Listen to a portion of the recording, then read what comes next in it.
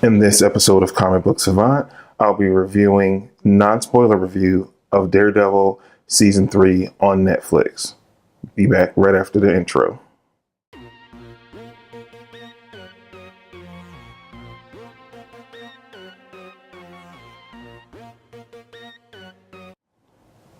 Welcome back to the Comic Book Savant YouTube channel. I'm your host, James Harris.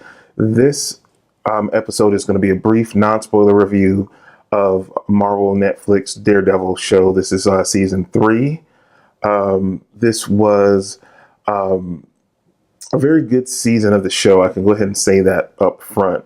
If you have watched the previous Marvel Netflix series, you kind of have a just and feel at this point of the flow of them. They're a little darker and grittier from what we get in the Marvel cinematic movies, the MCU movies. These are loosely tied into certain events that happen in the MCU movies. Certain characters, events that happen in the movies are briefly brought up. Not so much in this particular season of Daredevil, but they have been previously in other seasons of Daredevil, as far as the other Marvel Netflix shows, Jessica Jones, The Punisher, Iron Fist, The Defenders, things of that nature. Different events have been mentioned, but you don't see any character crossover as far as from the MCU and so forth like that. This season was kind of a slow burn. It doesn't move as quickly along as some of the previous seasons of Daredevil, but it doesn't mean it's any less good of a season. There are great performances, as always, as Charlie Cox as lead characters, Matt Murdock, and Daredevil himself. Where again, Vincent D'Onofrio as Wilson Fisk. He's back. He had a little reduced role in season 2. We didn't see him nearly as much, but we know if you've watched the previous seasons, season 1, he's featured very prominently. That goes back into effect with this particular season, as he's the main Centerstone villain. No spoilers there. We saw a lot of that in the advertisements. This particular season is based off the iconic comic book storyline, Daredevil Born Again. A lot is taken from that source material, so that might be one comic that you want to look up if you're interested in seeing where the source material came from for this season. We're also introduced to Bullseye in the season, which we also saw in the previews as well. But it's definitely something that it's a slow build up, but it really pays off at the end. It leaves some questions towards the ending of the show. Again, no spoilers here.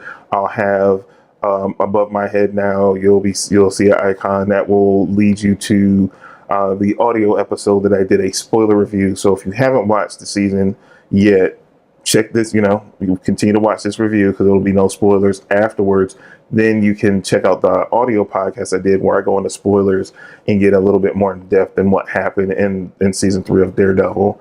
But again, great performances by the lead characters and the supporting cast in this season.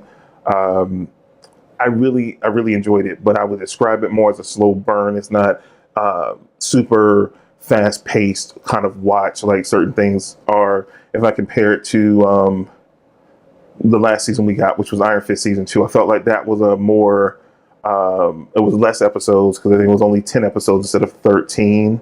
But I enjoyed the slow burn of this, but it wasn't as like I could sit down in one day and let's like knock this out. I broke it up over like a 3-day period to get through the 13 episodes, and I was totally satisfied as a fan when it all ended. But again, it left questions in how it ended, on how things might go in the future with the show. But it'd be curious to see, because we've had, if you're unaware, we right before this was released this past weekend, we got the announcement that they canceled Luke Cage, and a few weeks before that we got the announcement of Iron Fist being canceled. It wouldn't be a season 3 of that, and now we find out it's not going to be a season 3 of Luke Cage. So it leaves a question: will Netflix eventually cancel all the Marvel collaboration shows? I hope not. Or if they do, they find a home maybe on the Disney upcoming, I think it's called Disney Play, their streaming service that's going to be coming out sometime in 2019. But right now it remains to be seen, so it's kind of touch and go.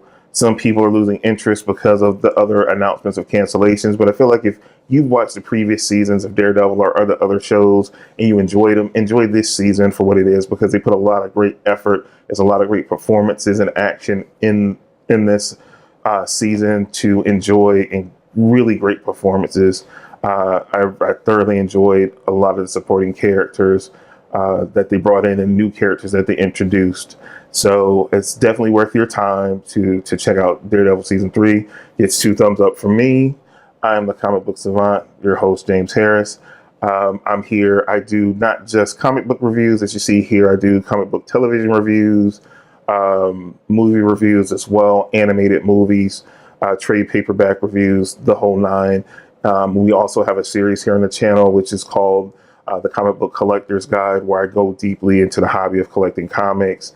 I'll give you tips, suggestions, things of that nature when it comes to everything that encompasses the hobby of comic book collecting. So you can check that out.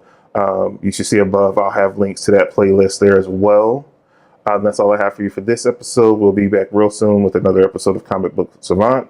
Again, I'm James Harris. This is the Comic Book Savant YouTube channel, and we'll see you next time. Take care and enjoy Daredevil Season 3. See you soon.